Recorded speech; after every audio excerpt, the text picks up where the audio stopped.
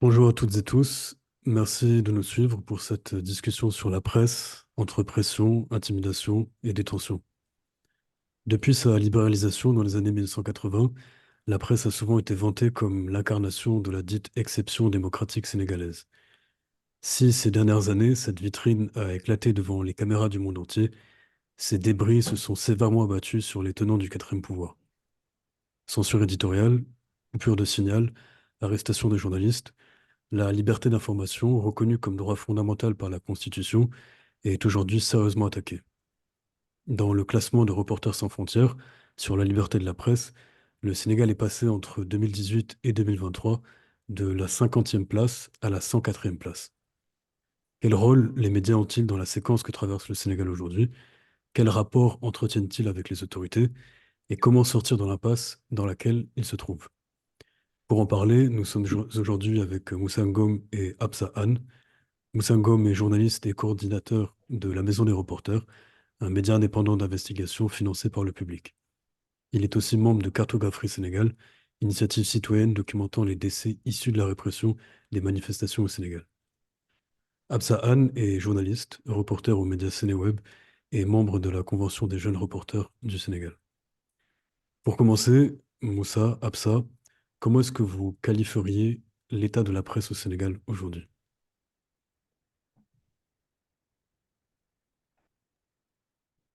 Alors, euh, comment qualifier l'état de la presse actuellement? Euh, Agressé, sa liberté menacée, fragilisée durant ces 12 années, surtout durant la dernière séquence de 2021 et 2024, c'est très fragilisée. Et je pense qu'elle a eu pleine conscience durant ce contexte euh, de la réalité de son état. Parce que souvent on parlait de liberté d'expression, de pluralisme médiatique qui était consacré, de liberté de la presse qui était garantie. Et je pense que cette séquence nous a permis que ces acquis-là n'étaient pas euh, super solides et qu'il y avait des pièges aussi bien dans la législation, peut-être qu'on pourra y revenir, que dans les instances de régulation qui pourraient être instrumentalisées par l'État dans le sens qu'il voudrait. Je pense qu'on a pu prendre pleine conscience des risques qu'il y avait par rapport à la liberté de la presse. Ça peut être un tremplin pour l'avenir pour pouvoir adresser ces questions, mais globalement, il faut dire que la liberté de la presse a été extrêmement fragilisée durant ces dernières années.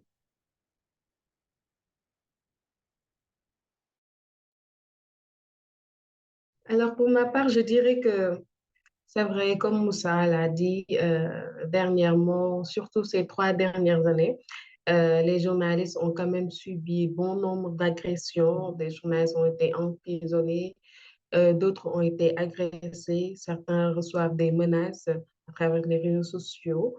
Ce qu'il faudra surtout préciser, c'est que ces agressions-là viennent de part et d'autre, notamment des hommes politiques, tant de la part de l'État que de la part de l'opposition. Oui, comme Moussa l'a dit, on se rend compte qu'il y a aussi des insuffisances au niveau des textes qui régissent notre métier au Sénégal, ce qui fait que, par exemple, le ministre de la Communication peut se permettre de se lever un beau jour sans passer par le régulateur et retirer la licence à une chaîne de télévision. Oui.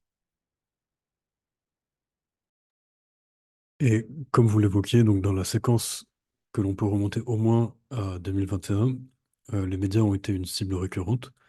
Dès l'éclatement de manifestations, l'une des premières mesures du gouvernement est la coupure du signal de télévision comme Wolf TV ou Sen TV, qui est rapidement accompagnée de la suspension des données mobiles qui empêchent d'exercer la liberté d'information. Moussa, toi, avec l'organisation Africtiviste et le journaliste Ayoba Faye, vous avez intenté une action en justice contre le gouvernement sénégalais devant la Cour de justice de la CEDEAO, donc la communauté économique des États de l'Afrique de l'Ouest. Pour toi, quel est l'enjeu de cette action en justice? Alors, c'est un enjeu d'abord de justice, mais un enjeu d'abord symbolique, parce qu'on l'a vu par rapport aux décisions de justice de la CEDEAO. L'État du Sénégal ne s'est pas montré très enclin à les appliquer systématiquement. Donc, c'est plus par rapport au symbole même qu'il s'agissait d'une restriction de la liberté d'informer, une restriction de la liberté de s'exprimer, une restriction également de- du droit des citoyens à savoir ce qui se passait dans le contexte de ces manifestations-là. Je pense que c'est ça l'idée globale de cette action en justice, remontrer au public, montrer également à la scène internationale que les actions qui ont été mises en place par l'État ne reposaient sur aucun fondement légal et qu'elles violaient même les dispositions que l'État du Sénégal avait consacrées au niveau de sa constitution, au niveau également de ses lois, ses textes de manière générale. Donc, c'est plus dans ce cadre-là qu'on a intenté cette action en justice qui suit son cours et on espère qu'on aura une réponse parce que ça pourrait être un exemple aussi bien pour les dirigeants actuels qui sont bientôt peut-être du, du passé, mais ça servira, je pense, d'exemple également aux dirigeants du futur, ceux qui aspirent à diriger le Sénégal, qui puissent savoir qu'à une séquence particulière, l'État a fait recours de manière plus ou moins systématique à la coupure d'Internet et que cette pratique a été désavouée par l'instance suprême au niveau communautaire, qui est la CEDEAO. Et donc, effectivement, lorsqu'éclatent les manifestations, il y a une attaque sur les organes de presse, mais il y a également des attaques sur les journalistes physiques. En mars 2021, le préfet de Dakar avait ordonné aux forces de l'ordre de gazer tout le monde, donc en contenant également la presse et les journalistes. Toi, Absa, le 9 février dernier, tu étais parti couvrir une manifestation contre l'annulation de l'élection organisée à la place de la Nation à Dakar. Et avec d'autres journalistes, tu as été victime d'une agression policière suite à laquelle tu as perdu connaissance. Si tu te sens à l'aise à en parler, est-ce que tu peux nous retracer un peu le fil de ces événements? Alors, d'abord, je vais revenir d'abord sur au mois de mars 2021, lorsque le préfet demandait aux policiers de gazer les journalistes. Ce jour-là, j'étais présente et euh, le préfet de Dakar a voulu dégager la route, et peut-être permettre au leader Ousmane Sonko, au leader de l'ex-parti PASTEF de circuler ou bien de l'arrêter. En tout cas, il a demandé en ce moment-là qu'on évacue les journalistes qui étaient tout autour. Alors, comme j'ai l'habitude de couvrir les manifestations, et peut-être c'était la première fois que j'étais un petit peu agressée, de manière aussi directe quand même. Le 9 février dernier, comme vous l'avez dit, j'étais sur le terrain, comme d'habitude, en train de couvrir des manifestations. Ce jour-là, la manifestation n'était pas autorisée. Euh, à un moment donné, je précise qu'on était un groupe de journalistes et lorsqu'on a décidé de se déplacer pour aller d'un autre côté de la place de la Nation, un policier est venu vers nous et nous a demandé de dégager alors qu'on était déjà en train de partir. Moi, je me trouvais un petit peu à l'arrière du groupe parce que j'étais en train de manipuler mon téléphone, euh, parce que j'utilisais mon téléphone pour travailler, en fait. Donc, j'écrivais, je prenais des notes avec mon téléphone sur le terrain. Donc, il s'est mis derrière moi en train de me hurler dessus et de m'insulter. C'est là que je me suis retournée pour lui demander pourquoi. Et il a continué de plus belle. Ensuite, je me suis retournée pour continuer mon chemin. Et quelque part après, il nous a lancé du gaz lacrymogène. Je n'ai pas trouvé cela normal parce que je me suis dit qu'on était déjà un groupe de journalistes, on faisait notre travail correctement, on ne gênait pas le travail de la police. Donc, pourquoi on devait subir ce traitement-là? Et c'est là que je me suis retournée pour lui demander encore pourquoi il faisait ça. Et c'est là que un de nos confrères, Mor Amar, m'a demandé de laisser passer et qu'on aille continuer notre chemin. C'est quelques minutes après qu'il est venu. Comme vous l'avez vu dans la vidéo, il m'a arrêté de manière très violente, m'a pris par le cou. Ensuite, ils m'ont conduit dans le fourgon. Dès que je me suis mis à l'abri des regards, ils ont commencé à me donner des gifles. Ensuite, je me suis assise et c'est là qu'ils ont commencé à me donner des coups de pied au niveau de la tête. Et du coup, voilà, quelques minutes après, j'ai perdu connaissance. Et voilà, je me suis réveillée. Quand je me suis réveillée, je me rappelle que j'étais dans la voiture de Seneweb avec deux collègues qui m'ont conduit à l'hôpital. Merci d'avoir partagé ce témoignage. Face à la répression policière que tu décris, Absa, euh, il y a d'une part le discours officiel du gouvernement qui se présente comme le garant du monopole de la violence légitime. Et d'autre part, il y a l'inertie d'un certain nombre de titres de presse qui justifient l'usage de la force ou qui évitent parfois d'élaborer sur les questions qui fâchent. Parmi les questions qui fâchent, il y a le déploiement des nervis aux côtés des forces de défense et de sécurité, les FDS, donc la police, la gendarmerie ou l'armée, et les homicides de manifestants ou de passants par balles réelles tirées par ces FDS. Deux volets sur lesquels tu as enquêté, Moussa, avec la Maison des reporters et l'initiative Cartographie Sénégal. Lors d'un entretien accordé à la presse, le 22 février, le président Macky Sall réfutait notamment tout acte de torture au Sénégal, sans se faire reprendre par des journalistes du plateau. Pour toi, Moussa et Absa, quel est le rôle des journalistes dans la couverture de la situation politique? C'est un rôle déjà avant-gardiste parce que comme on l'a vu pour la question d'énergie, souvent je dis que c'est parce qu'il n'y a pas eu la même couverture médiatique en 2021 que le phénomène s'est reproduit avec une plus grande ampleur en 2023.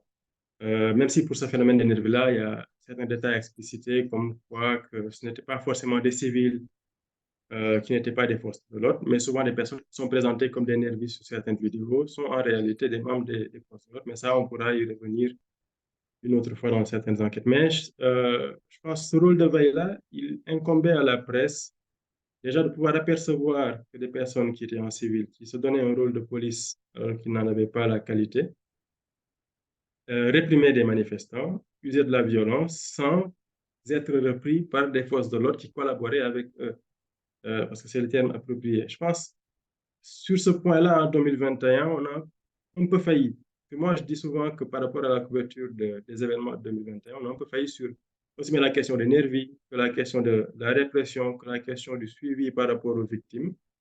Et je parle de faillite de manière collective et je m'inclus en tant que journaliste et j'inclus le média dans lequel je travaille, qui est la Maison des reporters. Donc, on n'a pas, particulièrement sur cette séquence de 2021, fait le suivi sur cette question des nervis et ça s'est répercuté sur l'audace qu'ils ont eue d'encore plus s'afficher, de faire preuve de plus grande virulence, de plus grande violence dans les manifestations qui ont suivi en juin 2023. Heureusement, pour juin 2023, je pense qu'il y a eu un certain changement par rapport à la presse. Ce n'est pas forcément suffisant. Idem, par exemple, pour les questions de torture. Il y a un moyen de beaucoup plus pousser la recherche parce que je dis souvent que la presse, c'est un peu comme une sorte de division du travail. Il y a ceux qui sont sur le terrain au quotidien, qui couvrent les manifestations, mais il devrait y en avoir également ceux qui vont faire le suivi de manière globale. C'est-à-dire qu'il y a des petits détails qu'on retrouve dans la couverture des manifestations en live, par exemple, et sur lesquels, par exemple, nous, lorsque nous faisions l'enquête sur les nervis, nous avons pu nous appuyer pour réaliser une enquête beaucoup plus poussée sur le sujet. Il y a moyen, au niveau des rédactions, que des journalistes puissent se détacher, puissent couvrir de manière plus approfondie cette répression, parce qu'il y a beaucoup de choses à dire sur ce sujet-là depuis 2021. Il y a beaucoup de choses sur lesquelles enquêter, mais je pense que c'est là qu'il y a eu certaines lacunes, mais ce n'est pas encore raté. Il y a possibilité de se rattraper à l'avenir. Avec Cartographie Sénégal, l'initiative de documentation des décès qui sont issus des manifestations, c'est un travail au long cours, c'est un travail à long terme.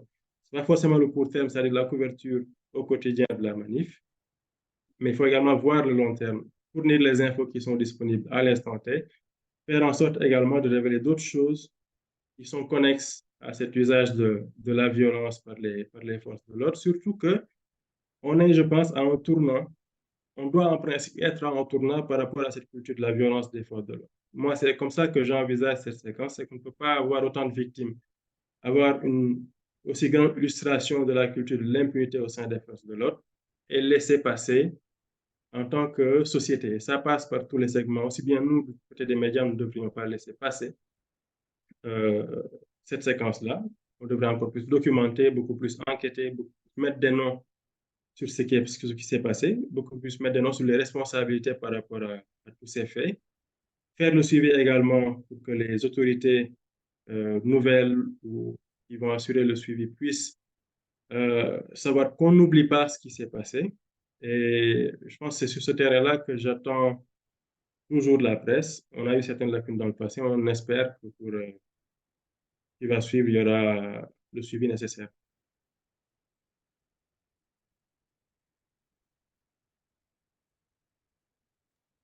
Et oui, Absa, justement, comment est-ce que tu Oui. envisages le rôle des journalistes dans la séquence actuelle?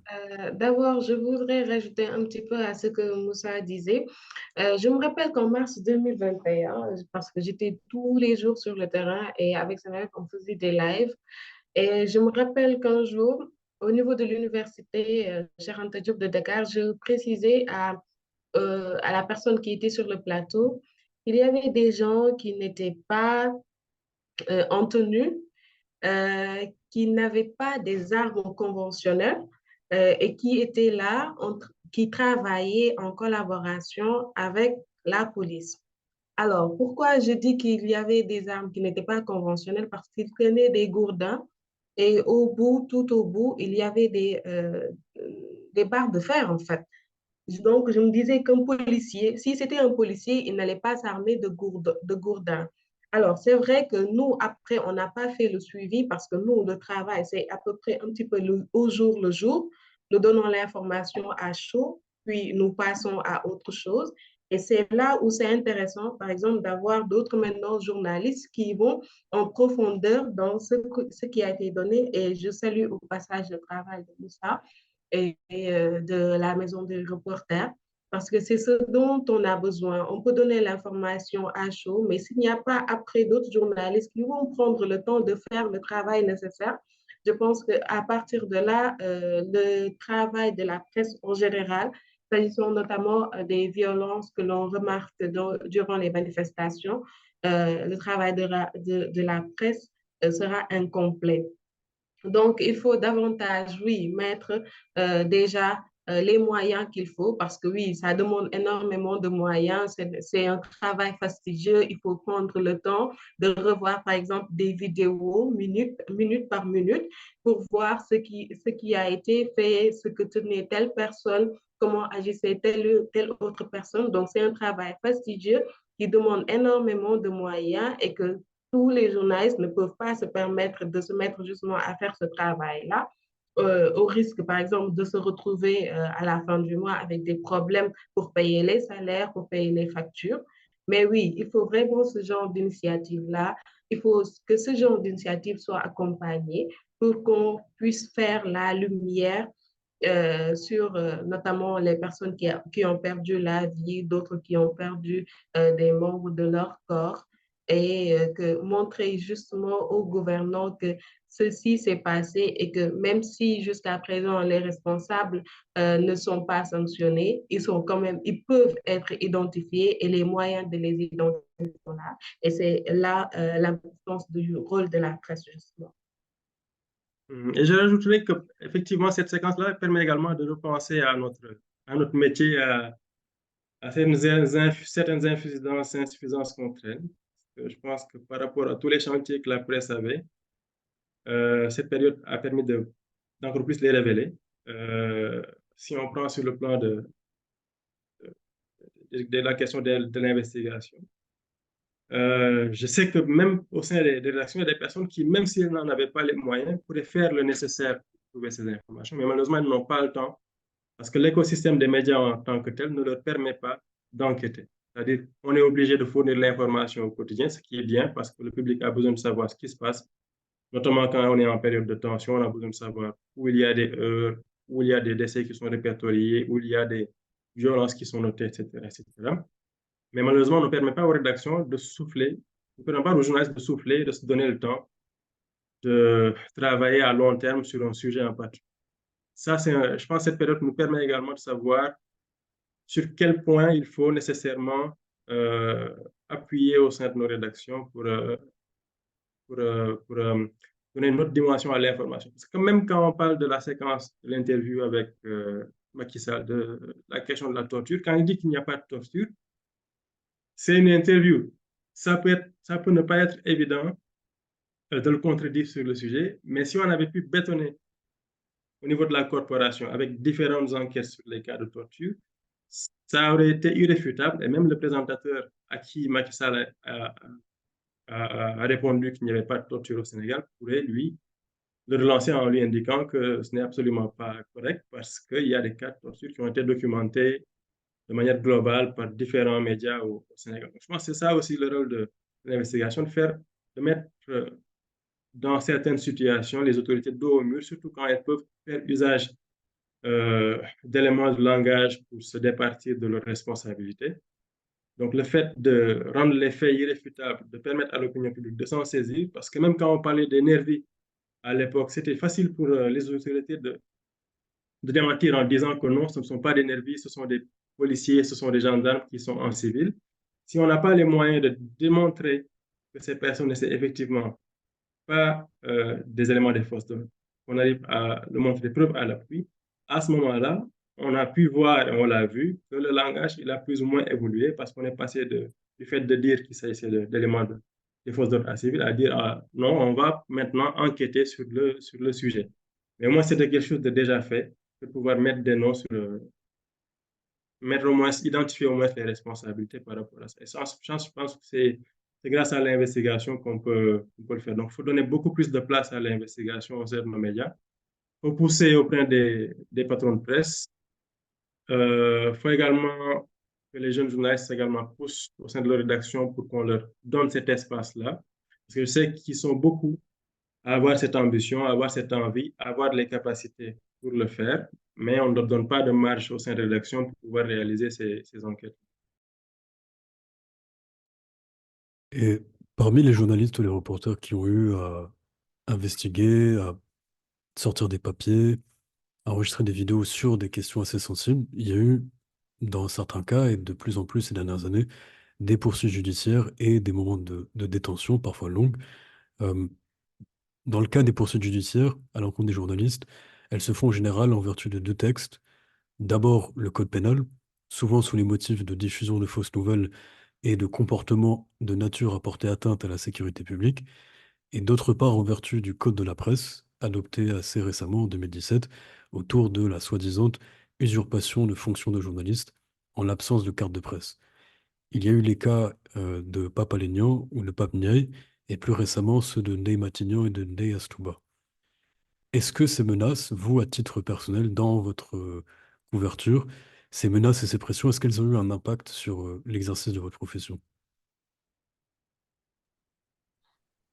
J'aimerais d'abord préciser, s'agissant de la carte de la presse, c'est une réforme qui a été apportée dans le but de réguler le secteur parce que justement, on est arrivé à un point où toute personne qui détient son téléphone portable, qui a de la connexion, qui peut se trouver un micro un peu partout, on l'appelle journaliste. Alors, c'est dans ce cadre-là qu'on a décidé de normer les choses et de mettre en place la carte nationale de presse. Et pour l'avoir, il faut remplir un certain nombre de critères.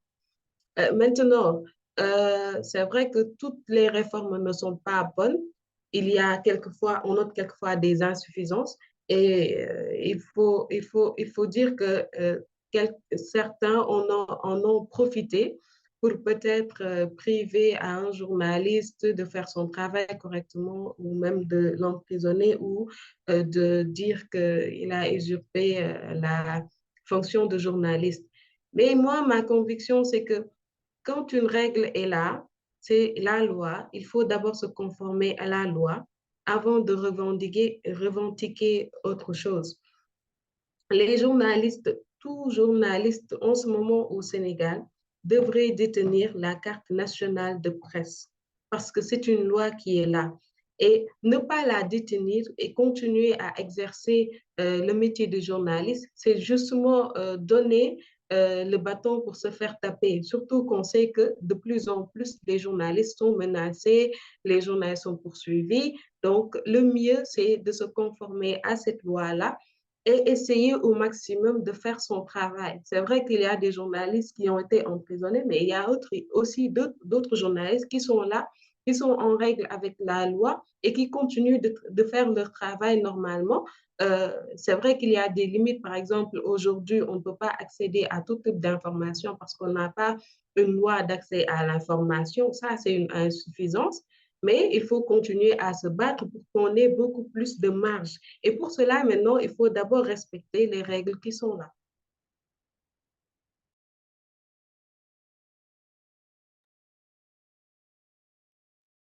Alors, euh, bon, moi, je pense que par rapport à certains délits qui sont, je pense que faut parler d'instrumentalisation de certains délits. Parce que, comme j'ai dit aussi, l'usurpation de l'identité de journaliste, c'est une aberration en quelque sorte, parce que il y a moyen de promouvoir la carte de presse comme moyen d'identifier les, les journalistes sans pour autant en faire un moyen pour les autorités sans pour autant offrir aux autorités un moyen d'emprisonner des journalistes dont le discours peut-être ne plaît pas, parce que c'est ce qu'on a pu voir. C'est-à-dire, est-ce qu'on est à un niveau où Moussa Ngom qui est arrêté, à qui on pose la question, est-ce que vous avez une carte de presse, qui répond, je n'ai pas de carte de presse, ou en tout cas, vous n'êtes pas habilité à me demander si j'ai une carte de presse, va être arrêté sur cette base. Je pense que c'est juste une instrumentalisation de l'État par rapport à un délit nouveau qui s'offre à lui, pouvoir emprisonner des journalistes quand il lui plaisait. Je pense qu'il y a moyen de promouvoir la carte de presse en faisant en sorte, comme c'est déjà le cas pour certaines cérémonies, pour pouvoir y être présent pour avoir la carte de presse, c'est une sorte d'émulation qui va se faire pour que ceux qui veulent couvrir l'actualité puissent aller la chercher, mais que ça ne soit pas un moyen de représailles pour l'État du Sénégal. Mais c'est un piège parmi tant d'autres, parmi les multiples pièges qui ont été instrumentalisés pour pouvoir emprisonner des journalistes. On l'a vu avec les cas de diffusion de fausses nouvelles. Euh, la question du secret défense avec Pape Alé Niang.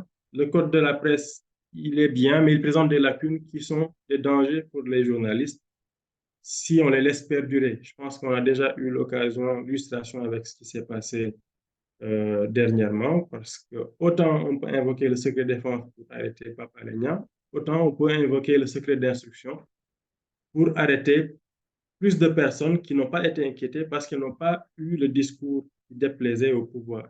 Donc, en fait, voir que c'est un contexte et que c'est juste un moyen qui a été utilisé à certaines fins. La loi, elle est imparfaite, mais le problème se trouve là, dans le fait que ces imperfections ont été utilisées pour réprimer la liberté d'informer de certains journalistes qui, plus ou moins, dérangent. Et même par rapport à la couverture euh, médiatique de pas mal d'événements, c'est il y a la censure de l'Internet, il y a la censure des médias, mais également la poussée vers l'autocensure qui se fait de manière plus insidieuse. Ça va être un contexte plus global. On va arrêter des journalistes, on va les inquiéter, on va les placer en garde à vue, d'autant plus qu'on sait qu'au Sénégal, dès qu'on parle de convocation à la police, c'est l'inquiétude générale aussi bien au sein de sa famille, au sein de son entourage. On est poussé à ne pas toucher à des sujets beaucoup plus sensibles. Donc, c'est un levier très puissant pour l'État du Sénégal que de réprimer via les astuces qui s'offraient à lui par le code pénal, par le code de la presse. Donc, ça a eu un effet pervers d'une certaine manière parce que pour moi, par exemple, qui travaille au Comité pour la protection des journalistes, il y a une tendance qui est plus ou moins drôle ou inquiétante, si je peux dire ainsi. Et je pense que tout le monde qui l'a noté, c'est la tendance pour certains journalistes, quand ils travaillent sur un sujet sensible, à déjà avertir leurs proches que je pourrais être inquiété ou à savoir qu'eux-mêmes pourraient être inquiétés s'ils travaillent sur ce sujet. Et même ceux qui ont été arrêtés, souvent quand on leur pose la question, ils se disent, je savais que j'allais pouvoir être arrêté sur la base de ce reportage, ou je savais que j'étais dans leur viseur.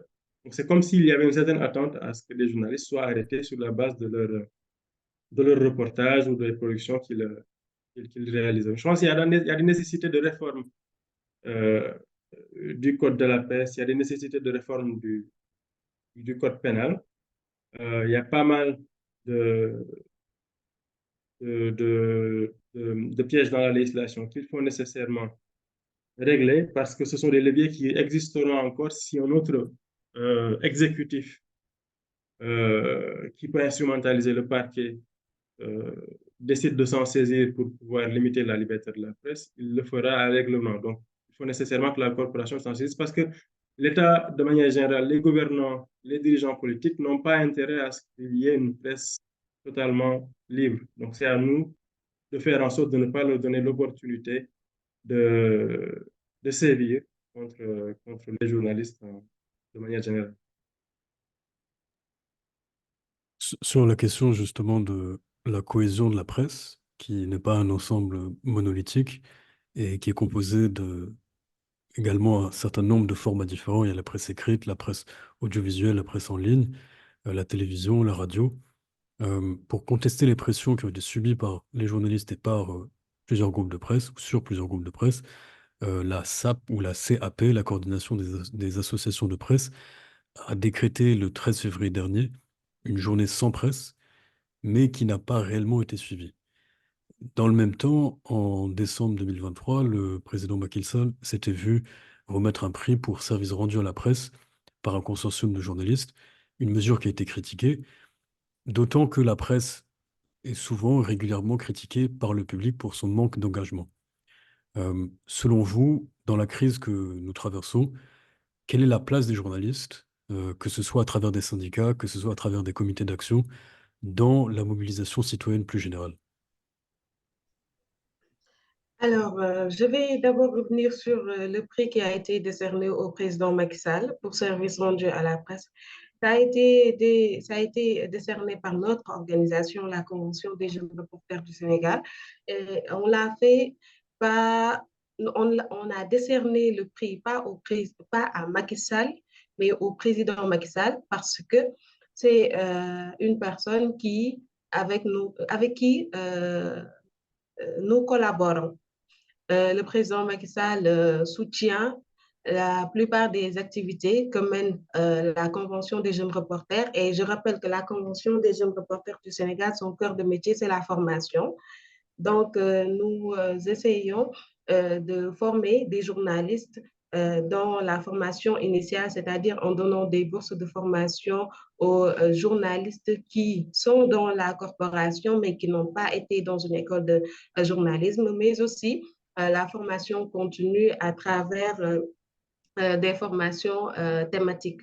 Donc, dans ce cadre-là, on est souvent soutenu par le président de la République. C'est pour cela que nous avons décidé pour cette année, étant donné que c'était sa dernière année en tant que président, en tant que chef de l'État, nous avons décidé de lui décerner ce prix-là.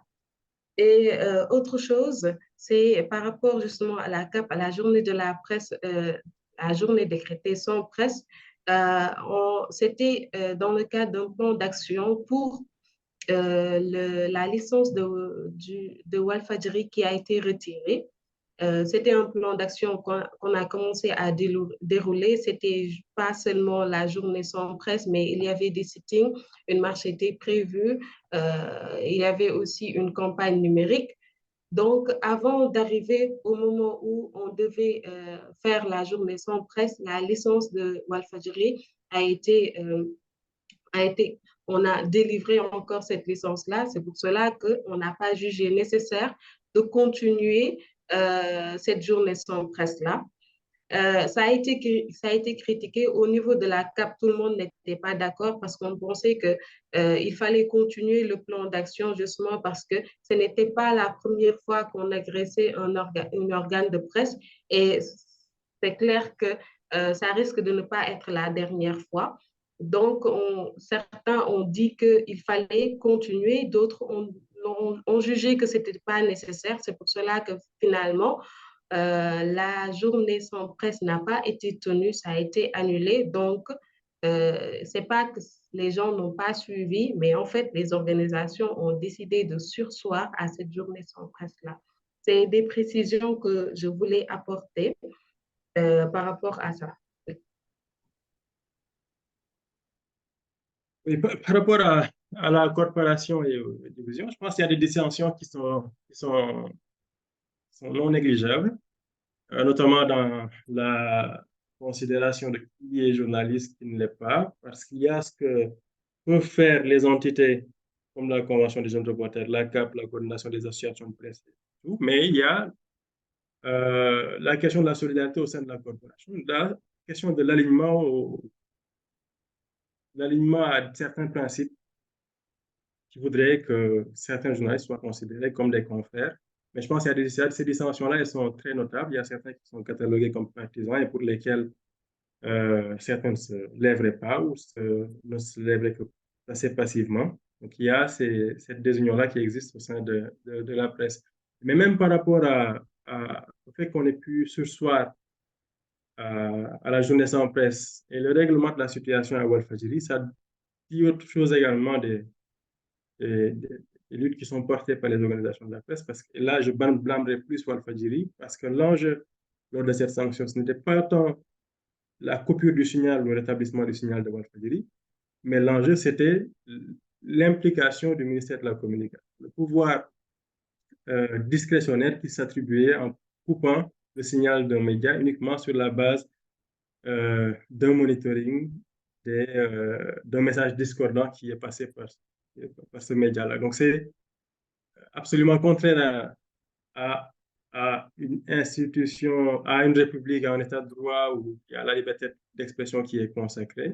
C'était ça l'enjeu, mais malheureusement, ce n'était même pas saisi par les principaux concernés à Walfadjiri, c'est-à-dire le manager global de Walfadjiri. Donc, c'était déjà ça un constat que j'avais pu faire à l'époque. Il s'était juste contenté de dire que ah oui, j'ai été reçu par le président Sall, on a pu établir le signal de Walfadjiri, tout est bien qui finit bien, alors que le problème demeure. Le problème global, il est qu'on a un ministre qui se donne tous les pouvoirs pour réprimer la presse avec les leviers dont il dispose, aussi bien par la censure de l'Internet que par la coupure du signal, et même par rapport à l'autonomie du Conseil national de régulation de l'audiovisuel, qui a été en quelque sorte supplanté. On voit qu'un coup de fil de Macky Sall arrive à régler une situation qui normalement devait passer par des règles déjà prescrites. Et ça nous fait remonter à une situation qui était déjà évoquée, celle de l'absence d'autonomie du régulateur de l'audiovisuel. Donc, il y a un ensemble de choses qu'il faut nécessairement adresser, sur lesquelles je pense qu'on n'a pas été au niveau en tant que corporation. Donc, il y a déjà ça. Maintenant, par rapport à la mobilisation citoyenne, ça également, c'est un point important parce que souvent, on s'est limité à un rôle de relais entre les différentes parties. Ça, c'est un pan du travail de journaliste, mais il y a des positions de principe qui touchent, par exemple, à la dignité humaine, sur lesquelles, je pense, on a été en reste. Ce qui s'est passé entre 2021 et 2024, on avait vu les prémices depuis les années 2013 avec les activistes, les arrestations systématiques, les interdictions de manifestations, les pouvoirs exorbitants que s'octroyait la police, la gendarmerie, la répression dont ils faisaient usage, la torture dont on voyait déjà les prémices, dont on voyait déjà pas forcément les signes, mais il y avait déjà cours à l'époque. Mais je pense qu'on ne s'est pas beaucoup saisi de ces questions démocratiques par le bon bout. C'est bien euh, de couvrir ça au quotidien, mais c'est bien également d'avoir une réflexion d'ensemble et d'avoir une position éditoriale concrète sur le sujet. C'est quoi la position éditoriale du média sur l'usage de la torture, sur la culture de la violence par les forces de l'ordre, sur la dérive autoritaire du pouvoir? Je pense que ça ne s'est pas affirmé clairement dans le fonctionnement éditorial. Il y a souvent cette posture de relais qui a été plus prégnante. Ça peut être facile de se dire que mon rôle, c'est de faire passer toutes les informations, de faire passer tous les messages du public, mais il y a, je pense, un positionnement éditorial qui a été plus ou moins défaillant de manière globale au sein des médias. Et il y a également une culture démocratique qu'il faut nécessairement implémenter parce que pour avoir conscience d'un problème, il faut déjà ne pas euh, ignorer les tenants et les aboutissements, les aboutissants, savoir qu'on est dans un état de droit. Qu'est-ce qu'un état de droit? Qu'est-ce que ça appelle? Euh, Qu'est-ce que ça dit du droit du citoyen à ne pas être brimé, à ne pas être torturé, à ne pas subir la loi des hommes de tenue. Il faut déjà que ce soit intériorisé avant que ça se reflète dans la couverture médiatique de ces événements-là, parce que dans le langage qu'on va utiliser, dans la posture qu'on va avoir par rapport aux autorités, par rapport à la posture globale de la corporation, ça se reflète également sur ce sujet. Et il y a même parfois certaines dérives verbales qu'on peut noter dans la manière de s'exprimer sur le sujet.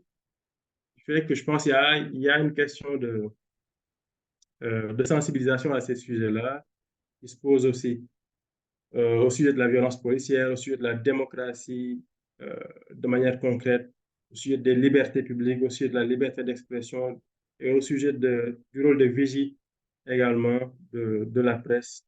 Je pense que sur ça, on a été un peu en reste. Au niveau de la couverture. Oui, Alors, Absa, vas-y, pardon. oui, j'aimerais rajouter une toute petite chose, c'est par rapport à l'engagement citoyen. Moi, je pense que dès lors que les journalistes se posent en défenseurs de la liberté d'expression, c'est déjà une manière de s'engager pour justement la liberté tout court. Il y a un professeur qui a pour habitude, un professeur de droit, qui a pour habitude de dire que la liberté de la presse donne son visage à la liberté tout court. Et à ce que je sache, les journalistes se battent aussi pour la liberté de la presse. Et aussi, il ne faut pas minimiser le fait qu'on relaie ce qui se passe. S'il y a des activistes qui sont arrêtés, le simple fait de relayer ça, je pense que c'est une manière de montrer ce qui est en train de se passer et c'est une manière de donner des moyens de mesurer l'état des libertés.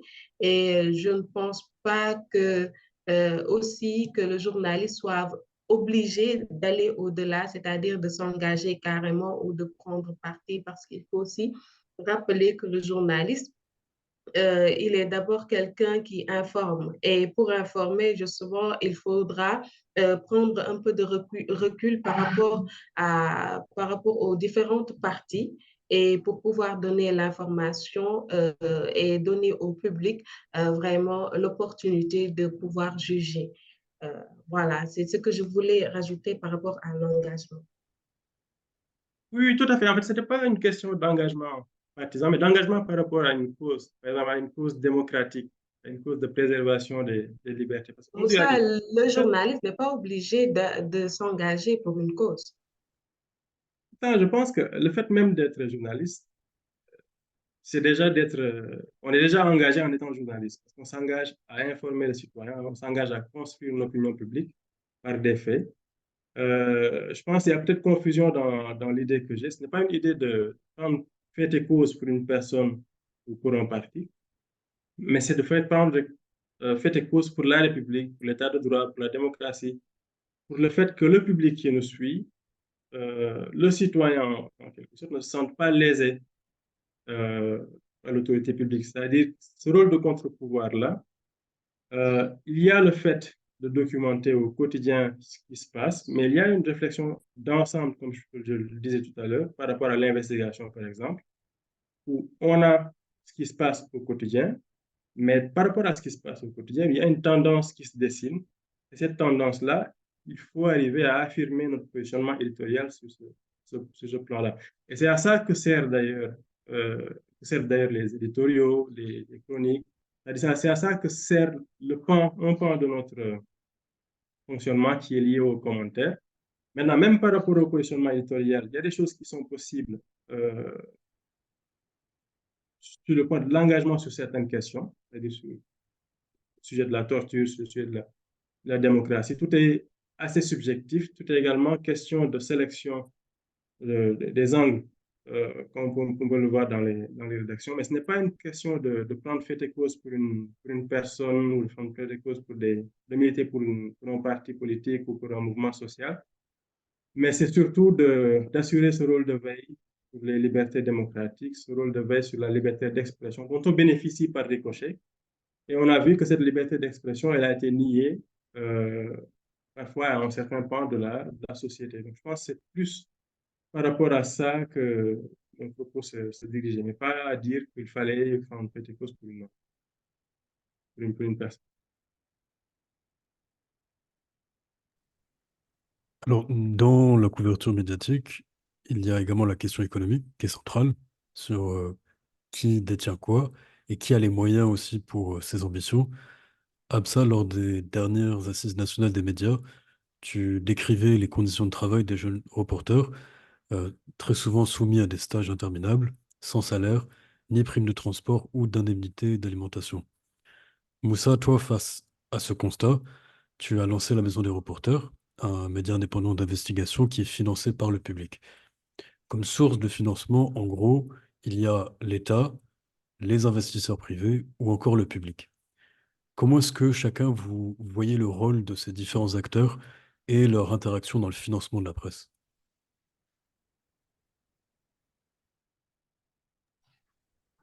Alors oui, c'est vrai que c'est pas, et ce n'est pas seulement au Sénégal aussi. J'ai eu la chance de visiter les DNA, les dernières nouvelles d'Alsace à Strasbourg. Et justement, cette question a été soulevée parce que les DNA, maintenant, c'est financé par Crédit Mutuel. Donc, il y a ce problème-là du financement des médias, un financement qui ne puisse pas maintenant mettre des œillères aux journalistes qui devra peut-être choisir de parler de telle chose ou de parler de telle autre chose. Et, cela pose un problème et surtout que de plus en plus, tout le monde se permet de mettre en place son propre médium. Au Sénégal, depuis qu'on a lancé la course à la présidentielle, il y a 2 ou 3 mois derrière, presque pendant une semaine, on s'est rendu compte que tous les jours, il y avait un nouveau journal qui apparaissait, une nouvelle une, je vais dire, qui apparaissait au niveau de la revue de la presse. Et on se dit qui est-ce qui est derrière. Et la plupart du temps, c'est des hommes politiques qui veulent faire, par exemple, de la propagande, qui veulent mettre en avant leur candidat, qui veulent décrier un autre, qui sont derrière ces gens-là. Alors là, ça pose certes le problème de financement, mais surtout le problème de régulation, parce que c'est l'État qui donne les permis de mettre en place son propre journal, de mettre en place la radio, ainsi de suite. Donc là, c'est la question de la régulation. Maintenant, la question du financement aussi, c'est pareil. Si l'État ne donne pas assez de visibilité aux citoyens de savoir qui est-ce qui est derrière ce journal-là, qui est-ce qui finance, pour quel but. Est-ce que tout le monde peut se permettre de mettre en place son propre journal? Euh, il faut en fait tout un système de contrôle, de veille, pour qu'on puisse savoir maintenant les gens, qui peut financer ou qui ne peut pas financer un journal. Parce que en dehors des politiques, il y a des hommes d'affaires qui veulent faire dans l'influence, qui aussi sont derrière des médias. Et en même temps, il y a le problème du reporter, le jeune reporter qui ne sait même pas peut-être qui est derrière la maison de presse pour laquelle il travaille. Son seul rôle, c'est d'aller collecter l'information, de la traiter et de venir, et quelquefois même, ne sachant pas qui est-ce qui est derrière. Donc, il peut se retrouver, il peut voir son papier censuré sans raison valable. Quelquefois, on ne lui donne même pas les raisons. Et en plus de ça, il est obligé de subir la précarité qui existe dans nos maisons de presse. Donc, je pense qu'il faut en fait revoir tout simplement le système même, l'environnement même des entreprises de presse pour régler ce problème-là.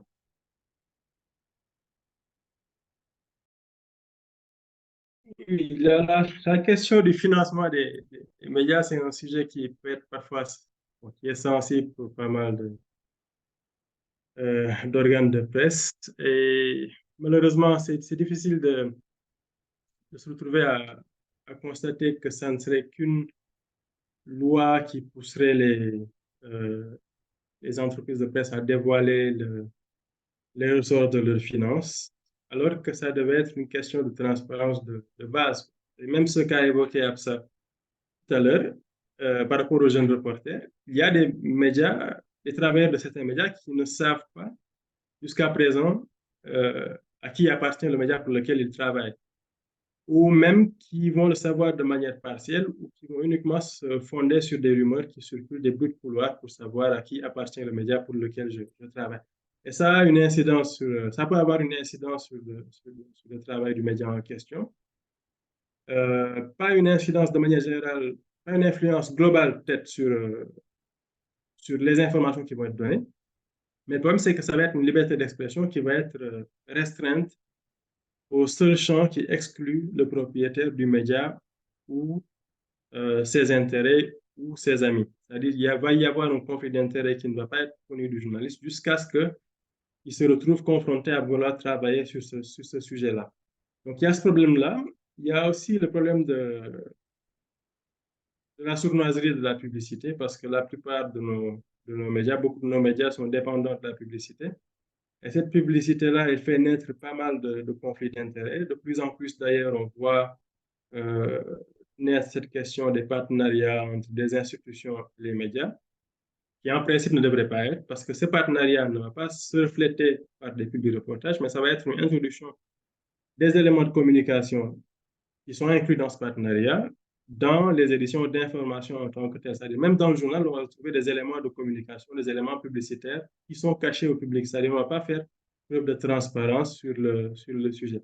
Donc, il y a ces différentes entités-là. Il y a l'État qui est un bailleur publicitaire. Il y a les privés également qui sont des bailleurs publicitaires. L'État qui a également la possibilité de donner des subventions. Et ces subventions, comme on l'a vu pour les dernières années, on parle de réforme avec le fonds d'appui le fonds qui va être créé qui en principe est créé par le Code de la presse, mais dont les modalités ne sont pas encore mises en œuvre. Mais il y a une certaine opacité par rapport à ces subventions qui fait qu'elles peuvent être également instrumentalisées par l'État pour servir ceux avec lesquels ils ont plus d'affinité. Par rapport aux bailleurs privés, il y a pas mal de conflits d'intérêts qui peuvent exister avec la publicité parce que lorsqu'on coupe le robinet publicitaire, on peut asphyxier le média et le média également peut s'autocensurer en sachant dès le départ, sans même avoir besoin de preuves concrètes, que s'il va dans le sens d'intérêt contraire à un bailleur qui est trop important, qui fait vivre la rédaction, qui fait vivre les travailleurs du média, il s'autocensure directement. Mais je pense qu'il y a un élément également qui est à développer parce qu'on ne peut pas exclure les hommes d'affaires, peut-être les hommes politiques, du champ de la propriété des médias. Ça ne serait pas facile de le faire. Peut-être on peut exclure la concentration des médias en leurs mains. Ça, c'est possible. Mais je pense qu'il faut également développer euh, euh, la force des rédactions en tant que telles. Il faut également faire en sorte que les rédactions aient les moyens de contrer l'influence ou la volonté d'influence des propriétaires dans le fonctionnement de la rédaction. Ça, c'est quelque chose qu'il faut de plus en plus développer. Il faut qu'on en arrive à ce que les journalistes sachent qu'ils peuvent paralyser une rédaction qui veut qu'ils aillent, quand le propriétaire veut qu'ils aillent à l'encontre des principes déontologiques, quand le propriétaire veut qu'ils aillent à l'encontre de leur conscience, il faut qu'ils puissent préserver leur indépendance en tant qu'entité rédactionnelle. Ça, je pense également, c'est un point à développer, parce que même au sein de rédaction, malheureusement, cette solidarité, elle est plus ou moins manquante. On va avoir un noyau dur de certains qui vont vouloir contrer l'influence, contrer les conflits d'intérêts, mais malheureusement, ils n'ont pas assez de force pour pouvoir influer sur le fonctionnement de la rédaction. Il faut que les journalistes puissent faire bloc dans chaque rédaction. Ça peut être le SYNPICS, le syndicat, qui peut s'en charger parce qu'ils travaillent sur les intérêts matériels et moraux, et en principe, les sections devraient servir à ça, même si pour l'instant, c'est plus sur le plan matériel qu'elles sont en vue, mais je pense qu'il faut aller vers ça, pour faire en sorte que les rédactions aient les moyens et la conscience que leur solidarité peut leur permettre de préserver leur indépendance, comme on le voit ailleurs. Je n'aime pas donner l'exemple de la France, mais les sociétés de journalistes en France sont un bon exemple pour nous dans la manière de faire en sorte que l'indépendance des médias soit préservée. Il y a des médias dans lesquels un actionnariat des personnes ont pu prendre des actions dans le média, mais il a fallu qu'ils négocient avec la société des journalistes. Il a fallu qu'ils négocient également le pouvoir qu'ils avaient de nomination sur certains postes. il faut qu'on en arrive également à notre niveau à cela. Et pour finir, donc, euh, Eugénie Loraya Hao, l'ancienne doyenne du CESTI, donc l'école de journalisme de l'Université de Dakar, avait cette formule: mon plus grand rêve, le jour où l'on saura que le Sénégal a atteint un niveau exceptionnel en termes de démocratie, c'est le jour où les médias d'État deviendront des médias publics. Aujourd'hui, force est de constater que ces médias nationaux relaient principalement la parole de l'État et que, comme on vient de le détailler, les médias privés sont régis par les enjeux d'actionnaires qui ont un œil regardant sur les rédactions, dont certains patrons de groupes de presse ont des connivences assumées avec le pouvoir. Dans le même temps, les organes de presse plus critiques sont régulièrement sous le coup de sanctions. À partir de maintenant, euh, avec l'élection présidentielle qui est prévue au 24 mars 2024, pour la suite de 2024-2025, comment sortir de l'impasse dans laquelle se trouve la presse aujourd'hui? S'agissant des médias d'État qui ne devaient même pas être des médias d'État, je pense que les assises nationales qui se sont tenues en 2011 ont réglé le problème. Maintenant, il suffit juste d'avoir une volonté politique parce que dans ces conclusions-là, ce qui était préconisé, c'est de nommer le directeur, par exemple, de la RTS par voie d'appel d'offres. On- t- Tout le monde, si les gens qui se sentent, qui veulent et qui se sentent en pouvoir de diriger la RTS peuvent envoyer leur dossier et des gens qui seront vraiment libres pourront faire le choix entre les différents profils qui se présenteront et comme ça, et comme ça, on nommera celui qui sera directeur de la RTS du Soleil ou de la radio nationale. Je pense qu'il suffit juste d'avoir la volonté politique pour le faire. Maintenant, les médias aussi, à eux, les syndicats, les organisations, doivent aussi porter ce combat-là pour qu'on ait justement des médias publics et non pas des médias d'État qui ne serviront qu'à relayer les activités du gouvernement et peut-être les activités politiques des membres du gouvernement et à censurer ceux de l'opposition. Oui. Oui, moi personnellement, je vais remettre la responsabilité aux journalistes. J'ai souvent été, je suis toujours un détracteur des journalistes qui travaillent dans les médias publics, les médias d'État, parce que je leur dis souvent que la responsabilité vous incombe de mettre fin à cette dépendance vis-à-vis de l'exécutif ou de mettre fin à l'instrumentalisation de votre organe de presse comme un moyen de communication de l'État. Parce que souvent, ce qu'on objecte, c'est que s'il s'agit du Soleil, le contenu du Soleil, c'est un contenu qui est fait de manière indépendante, mais malheureusement, la une, puisqu'elle échappe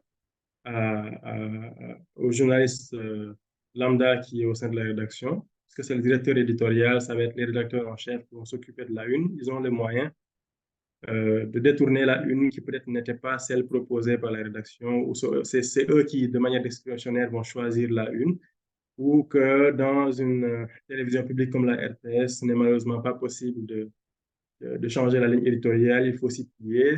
Ça, c'est des choses que je récuse. Je pense que ça, ça revient à ce que je disais tout à l'heure. Il faut que les journalistes puissent faire bloc pour préserver leur indépendance, aussi bien au niveau des médias publics que des médias privés. Parce que je ne fais pas confiance aux autorités publiques, je ne fais pas confiance aux hommes d'affaires, je ne fais pas confiance aux hommes politiques pour renforcer l'indépendance de la presse. Ça ne peut venir que de nous. Et il faut nécessairement qu'on puisse faire bloc. D'abord au niveau des rédactions, ensuite au niveau de la corporation, pour qu'on puisse adresser certains sujets liés à l'indépendance des médias. Je pense que c'est la meilleure manière de sortir de l'impasse dans laquelle nous nous trouvons. Et il faut également faire en sorte d'explorer d'autres modes, euh, notamment par rapport au financement. Ça serait intéressant de faire en sorte qu'on puisse sortir du carcan classique de la publicité, des subventions de l'État, qu'on puisse explorer d'autres moyens également de garantir notre indépendance. Il y a des médias qui ont une plus grande assise que la Maison des reporters, pour lesquels je pense il est possible de développer des moyens alternatifs qui leur permettront de préserver leur indépendance. Je pense que la réflexion doit venir de nous, l'action doit également venir de nous. L'État ne fera qu'accompagner ou uniquement d'appliquer ce que nous préconiserons comme solution pour l'indépendance de la. Merci beaucoup. Merci Moussa, merci Absa pour votre temps et je vous souhaite une bonne fin de journée. Merci beaucoup. Merci beaucoup.